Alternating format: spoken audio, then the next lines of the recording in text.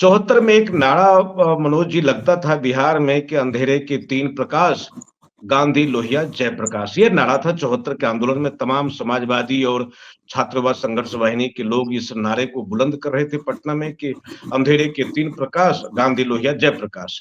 आज प्रशांत किशोर ने तीन प्रकाश को बदल दिया। उन्होंने कहा कि अंधेरे के चार प्रकाश, गांधी, अंबेडकर, लोहिया, जयप्रकाश। आज प्रशांत के इस पूरे जन स्वराज में अभियान में बाबा साहब की एंट्री हुई है। मतलब अब अंधेरे के तीन प्रकार, वो जो समाजवादी, गांधीवादी, लोहियावादी विचारधारा थी, आज उसको कोरिलेट करने का प्रयास किया है, अंबेडकर को घुसाया है। कब तीन प्रकाश नहीं, चार प्रकाश होंगे। अब प्रशांत किशोर पांडे, ये जो प्रशांत किशोर पांडे हैं, पीके पांडे, ये फिल्म का कोई चुलबुल पांडे तो है नहीं। ये पांडे जो है, क्या पॉलिटिक्स में, बिहार के राजनीति में आने वाले दिनों में आपको लगता है कि बिहार में कोई मुख्यमंत्री अगर सवर्ण कास्ट से हो पाएगा? ऐसी परिस्थिति अभी बनती हुई नहीं दिख रही है। तो क्या होगा प्रशांत का? मनोज जी। देखिए, ये बात मैं भी जिक्र कर रहा था कि पोस्ट 1990 फिनोमेना में बिहार की सोशियो पॉलिटिकल डायनेमिक्स इस कदर करवट ली है कि वहां पर अपर कास्ट का सीएम, मुझे लगता है कि वह एक तरह से नहीं, उसकी संभावना है। हमेशा वो सीएम, देखिए मैं तो नीतीश कुमार को बिहार के लिए वरदान मानता हूं, क्योंकि देखिए नीतीश कुमार, देखिए बात अभी प्रशांत किशोर की करें तो देखिए उन्होंने एक नया पॉलिटिकल एक तरह से एक मतलब कि अपना वो उन्होंने इनरिच किया है। लेकिन आप जैसे पहले आपने मेरे सवाल को काउंटर किया कि ज्यादा डेमोक्रेटिक होंगे तो उनका कोई सुनेगा नहीं, तो ये तो आपकी विफलता है। पूछना चाहते नहीं, मैं समझ गया, ये तो आपकी विफलता है। और अगर हम थ्योरेटिकली और मतलब खुल करके ये बात कहेंगे, देखिए रामदेव भी आध्यात्मिक व्यक्तित्व हैं, एक बड़े ऑर्गेनाइजर हैं, उनका वो एक राजगुरु बनने का प्रयास किया, लेकिन रामदेव को भी ऑर्गेनाइजेशन में रामदेव के अलावा किसी को नहीं जानता आदमी। उनके संस्था में वह एक जो नेपाली बालकृष्णन है, उनको वो इसलिए हाईलाइट करते हैं कि वो नेपाल के हैं, उनके लिए खतरा नहीं होगा। तो मुझे लगता है कि ये असुरक्षा, चाहे रामदेव में हो, प्रशांत किशोर में हो, अरविंद केजरीवाल में हो, नरेंद्र मोदी में हो, राहुल गांधी में हो, मैं तो, मेरे लिए वो आदर के पात्र नहीं है। आप अगर एक व्यापक आइडियोलॉजिकल फ्रेम के साथ एक सोशियो पॉलिटिकल इकोनॉमिक चेंज करने जा रहे हैं, तब आपको इतिहास में आपका नाम वैसे ही दर्ज होगा जैसे गांधी, लोहिया और जयप्रकाश का हुआ, और चाहे अंबेडकर का हुआ। लेकिन आज के पृष्ठभूमि में नेताओं को केवल सेल करना कि गांधी का नाम ले लिया, लोहिया, जयप्रकाश, अरे कितना दिन सेल करोगे आप? अपना विजन लेकर के आओ। अब दौर बदल चुका है, हम 70-80 साल आगे जा चुके हैं। और बिहार में जो आप कह रहे हैं रोशनी, तो मैं बता दूं कि उसके पीछे एकमात्र कारण है कि समाज के वो डिस्ग्रंटल्ड लोग जो असंतुष्ट हैं, निराश हैं, और वो राजनीति में वो सच्चे मन से कुछ करना चाहते हैं। अब ये तो पॉलीग्राफी टेस्ट होगा कि आप राजनीति में सच्चे मन से करने के लिए आ रहे हैं, कुछ बड़ा करने के लिए आ रहे हैं, कि अंदर खाने मन में वो पॉलीग्राफ मशीन बताएगा कि आप धन, रसूख, सम्मान, दौलत बनाने आ रहे हैं। कभी लालू भी बहुत बड़े क्रांतिकारी थे, लेकिन लालू ने जो परिवारवाद और धन सत्तावाद जो आजमाया, वह लोगों को बड़ा नागवार लगा। लेकिन कुछ लोग हैं जैसे कर्पूरी के बेटे रामनाथ ठाकुर, वैसे ही मुझे ईमानदार लगते हैं जैसे कि कर्पूरी ठाकुर लगते हैं। ठीक है, नीतीश कुमार सत्ता के केंद्र में रहे, आज भी बिहार में मुझे नहीं लगता है कि बहुत निराशा की स्थिति है।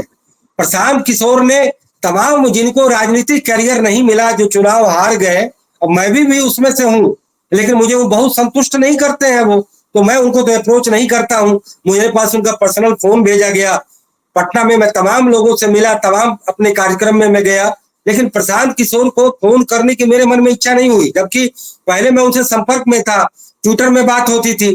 क्योंकि कुल मिलाकर के वह व्यक्ति अपने को अरविंद केजरीवाल का एक नया रूप बनाना चाहते हैं, इतने दौलत है, वो बीजेपी की बी टीम बनना चाहते हैं।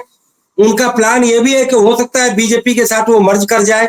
उनकी एक बात दमदार हमें लगी कि ठीक है, यादव लोग आए लेकिन 9वीं पास ना आए, अब पढ़ा लिखा यादव आएगा। रह गया मुस्लिमों का, तो उन्होंने एक मुस्लिमों का एक इजलास किया, तो उन्होंने उर्दू में उनके पोस्टर पटना में लगे हुए थे गांधी मैदान के सामने, और वो कह रहे थे, अगर वो ये कहते डंके की चोट पे कि मुसलमान मेरा भाई है, इस देश का सपूत है, लेकिन मुस्लिम धर्म को कुछ रिफॉर्म की तरफ जाना पड़ेगा, जो उनको 2000 साल पहले के बंद कोठरी में रखता है, मदरसा, सरिया और तमाम चीजों से अलग रखना होगा, वो मेरे लिए भाई है और इस देश के मेन स्ट्रीम में हम उनको हर तरीके से शामिल करेंगे। तो प्रशांत किशोर का ये स्टेप बोल्ड लगता। तो कुल मिलाकर के वह अपर कास्ट में, ठीक है, वो सरनेम नहीं लगाते, ये मुझे अपील करता है, ठीक है, वो अपर कास्ट में वो उनका अपराध नहीं माना जाएगा कि वो अपर कास्ट में जन्म ले लिए। कोई अर्जी देके तो जन्म लेता नहीं है। अगर वो बड़ा कुछ करना चाहते हैं तो समाज के बड़े बड़े लोगों की, वैसे विचारवान लोगों की, बाबा विजेंद्र जैसे या तमाम जैसे लोग कि आप अपनी टीम में बनाइए, एक वैचारिक थिंक टैंक बनाइए और हर फील्ड में बदलाव की जमीन तैयार हो। अगर आप डिक्टेटर की बात करेंगे तो वही वन मैन शो हो गया। अगर सपोज दैट कि अगर आप प्योर डेमोक्रेटिक है और कोई आदमी बदतमीजी करता है, अनुशासनहीनता करता है, तो उसको सरेआम आप फायर करिए, कोई वैचारिक आदमी इसका विरोध नहीं करेगा। लेकिन वो मोडस ऑपरेंडी बनानी पड़ेगी। भारत एक एरिस्टोक्रेटिक स्टेट रहा है, सामंती पृष्ठभूमि का स्टेट रहा है। तो आज के नए लीडरान उसी सामंती माइंडसेट से आकर के काम करना चाहते हैं। हम कहते हैं कि बाबा विजेंद्र के जैसे डेमोक्रेटिक बनिए, लेकिन उनके जैसे इतने ढीले भी मत बनिए कि सब लोग उसका बेजा फायदा उठाए। तो एक कहीं ना कहीं एक संतुलन का मार्ग अपनाना होगा। नया अगर कोई नया पौध, नया विचार, नया चीज आ रहा है, मुझे लगता है कि नीतीश कुमार को रिप्लेसमेंट करने का एक सॉलिड एजेंडा अभी किसी विकल्प में नहीं है। मैं एक लाइन लास्ट में कहूंगा कि हमारे प्रधानमंत्री नरेंद्र मोदी जितना करते नहीं है उसका 4 गुना प्रचार करते हैं और इस बात को स्वीकार नहीं करते कि व्यवस्था में बहुत ज्यादा परिवर्तन की गुंजाइश है।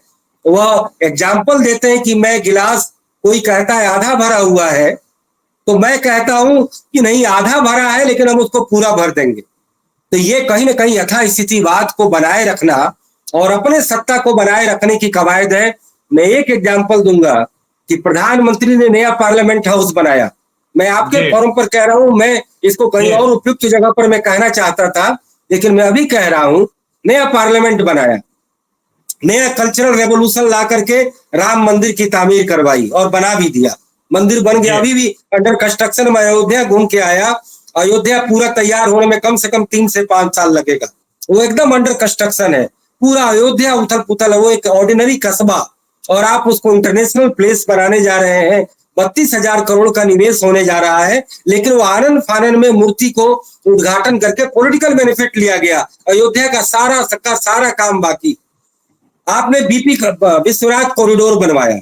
अभी मैं नालंदा घूम के आया, नालंदा यूनिवर्सिटी बनाया।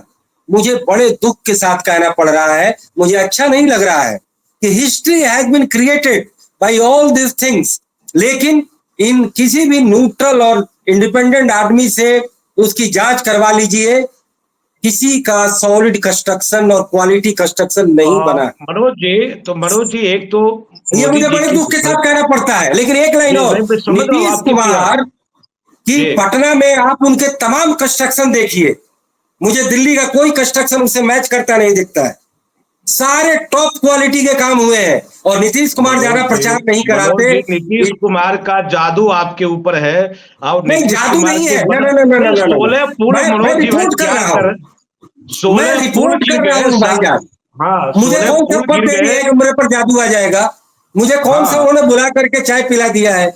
मैं जो देखा हूं मैं उसकी रिपोर्टिंग कर रहा हूं। पिला भी दे। मुझे लगता है कि आपकी जो आदत है ना कि चाय पिलाएगा तब भी विरोध करेंगे, चाय पीते पीते सारे फूल गिर गए, जानते ही है। तो चाय भी पियेंगे, उनका विरोध भी करेंगे। यह तो विरोध की बात, विरोध करेंगे।